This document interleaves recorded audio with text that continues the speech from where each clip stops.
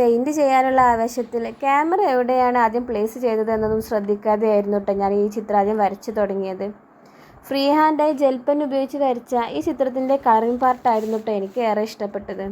ഏകദേശം എല്ലാ കളേഴ്സും ചേർന്ന ഈ ഒരു ചിത്രത്തിന് എൻ്റെ യഥാർത്ഥ ഇൻസ്പിറേഷൻ പിൻട്രസ്റ്റിൽ നിന്നും കണ്ട ഒരു പിക്ചറായിരുന്നു കേട്ടോ. ഈ ഒരു പിക്ചറിന് മറ്റൊരു സ്പെഷ്യാലിറ്റി കൂടി ഉണ്ട് കേട്ടോ. ഇതാണ്ട് വെക്കേഷനിൽ സ്റ്റാർട്ട് ചെയ്ത ആർട്ട് വർക്ക് സീരീസ് സ്കെച്ച് ബുക്കിലെ അവസാനത്തെ page. So hope you enjoyed.